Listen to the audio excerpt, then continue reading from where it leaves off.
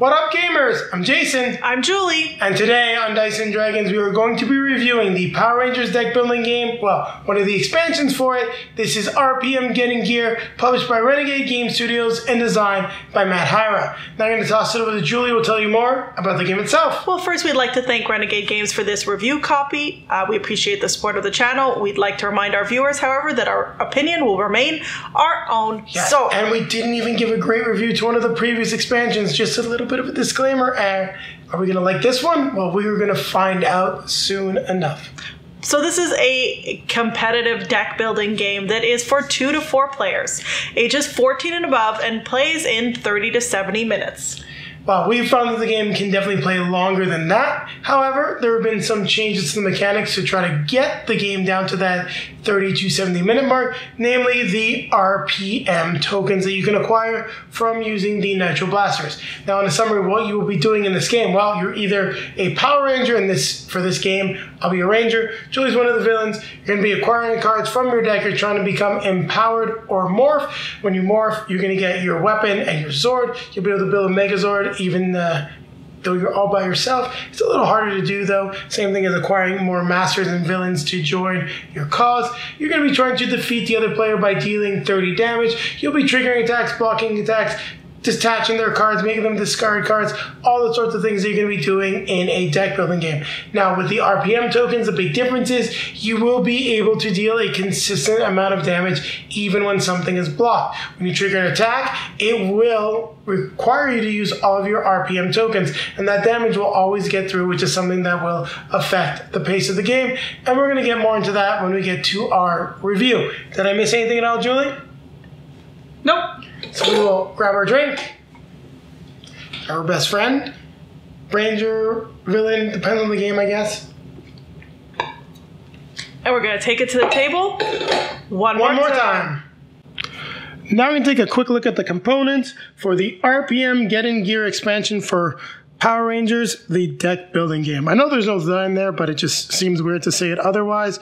So let's take a look at the villains. We got the Vengeance Virus, General Shifter, General Crunch, Tanaya, Kilobyte. We've got our Ranger Scott Truman, Flynn McAllister, Summer Lansdowne, Ziggy Grover, Dylan. I'm going to flip these over here just so you get an idea. Now, these were a promo pack. They're foil cards, so you don't need them, but they are pretty cool. I like the way that they've come out. You can see the empowered side or the ranger side for the characters. We got some tokens that'll come into play in the game, come in the denominations of 5 or 1. We have the new Nitro Blaster, which I will take a look at. You can choose one to gain 1 RPM, which I'm guessing that's what those coins are. Or if you have 10 or fewer energy, destroy 1 starter in your hand. So that is the Nitro Blaster that will replace the blasters that we regularly have in the game. You have some new hero cards that'll be added into the deck. We have some new villains. And when it comes to talking about some of the new interactions, the new rules, we will take a look at that. We'll discuss it a lot more in detail after going through the components more in the review section here. We've got the different masters that can be purchased. Of course, when it comes to the Masters, we have some new Zords. As this is a full new Power Rangers team with Megazords, we have 2 new Megazords, which is pretty cool. We've got all the different Zords that you can get as well. Then we have the new maneuvers. So I've got some cool stuff. Overwhelming Force, Getting Gear. I really like so far how there's one big card that represents each Ranger team in terms of maneuvers.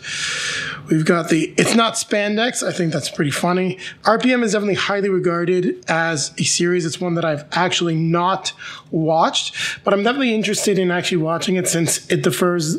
It's very different than its Sentai counterpart, which typically makes for a pretty good show because you're not stuck with the source material, which, sometimes very doesn't translate well to North American audiences, and they've really adapted this one, so I think that's pretty cool. And those were the locations. Now, normally, I look at the rule book first. I forgot to bring it out, so I'll just bust it out right now. So here you can see what we've got, the components set up, the new concepts, so new stuff that's happening in this game, some specific card clarifications as well. So less of a change in terms of When compared to a Make a Forever, because you're not changing some of the startup cards or adding cards in a specific fashion. So you have it. You've seen the components. Now keep it right here as I'll be coming back at you with the review of this expansion. So Julie, what did you think of the Power Rangers deck building game, the RPM expansion? And for those of you that have seen a lot of our videos on this game, it hasn't been our favorite. Our opinion is going to change. You'll have to stay tuned to find out. Well, so we have some new mechanics, right? I guess first thing you probably notice is these tokens. Yes. So the RPM tokens. That are tied to the Nitro Blasters. And one thing I want to point out, I love the fact that they're tied to the Nitro Blaster. It means that this mechanic can easily be incorporated with any other expansion. All you're doing is changing the blaster card. So I want to make that clear. So I didn't fully realize, I guess, when I played the first time. Jason kind of mentioned it, and I was like, yeah, okay. And I said, how do we get them? Oh, they're on cards. I didn't really pay attention to the blaster, and all of a sudden you kept hitting me, and I'm like, how do you keep hitting me with those RPMs? And you said, oh, I bought a bunch of blasters. And by then it was kind of hard to catch up. I just couldn't really recuperate. Also, I was playing Tanaya, who was very strong. She had a lot of really good abilities, and just let me keep constant pressure on you every turn, because her master card just was constantly hitting you for damage as well. Yeah, and I thought I was doing fairly well because, I morph relatively quickly, but then also they're a little weaker once they morph, I find. And that's the same also for the villains, which is very different. I find that they're not necessarily weaker, but their strategy changes. You can trigger their cards a lot easier, but I feel like these characters, you've got a very strong starting power, and then when you morph, you've got just a good power. So you better have built your deck properly, otherwise it might blow up in your face. And I thought it was just Julie's character that wasn't as good morphed, and when I morphed Ranger Operator Red here, like, it just did not go my way. I also didn't build my deck correctly, unfortunately. I just didn't have enough energy to constantly keep the pressure on, and it kind of wiped the floor with me. It was kind of like Kilobyte. Like he has a cool ability that allows you to heal 1 when you destroy or battle a card. So I was like, okay, so I was going with that, and then I morphed, or not morph, I empowered, and then I went, oh, I can't heal anymore. Uh-oh. Yeah, you still took me down quite handily because your deck was just built a lot better than mine. Well, I was destroying a lot of cards because it was allowing me to heal, so I thinned my deck, and I had a lot your deck had good cards. I had a big deck with, like, no energy. I did not do very well the last game when Julie played great. Suffice it to say, there's a lot of interesting mechanics, but we were focusing on the RPM. We got a little off topic. Well, yeah, so the RPM really speeds things up. I mean, we're talking about the different characters. I think one of the things is that also their abilities allow you to be a little bit stronger before you morph.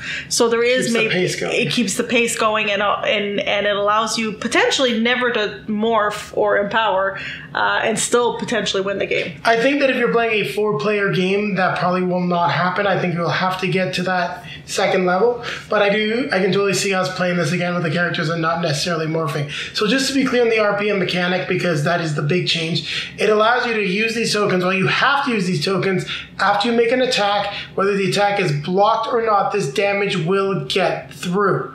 So what that does is solve my major complaint with the game, which was the pacing.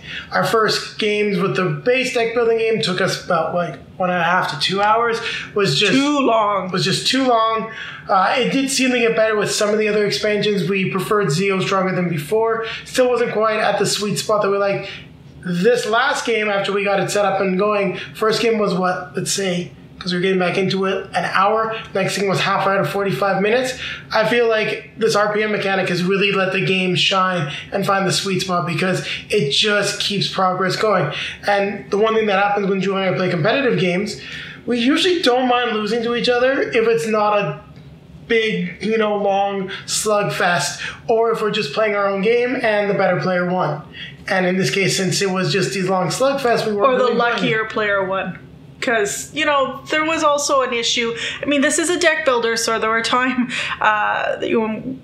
the last game we played, not this game, but the last game we played, I just wasn't getting any of the cards that I needed. I just kept getting hit. It kept being the Decepticons that kept coming up. I kept having to fight them instead of being able Not to... the Decepticons, you mean the Rangers? Yeah, sorry. The bad guys. We played Transformers, the deck building game, quite a few times recently. Okay, so the bad guy kept coming up and I had to fight them or take damage, and I wasn't allowing me really to buy cards, so it kind of slowed me down a lot.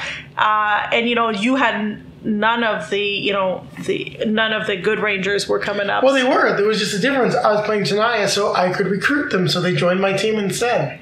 Yeah. So I corrupted them. I don't have anything to say about the different Rangers or villains in this, because I mean their powers seemed okay. They seemed interesting. At this one, like I said, allowed us to heal. I can't remember what Summer did. It didn't seem all that great.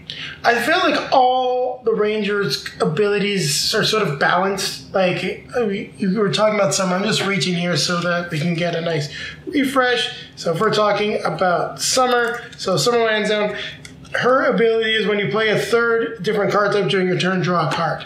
So that is a very good power, but it's something that you have to build your deck around, which I don't think you had the opportunity to, just the way things were going.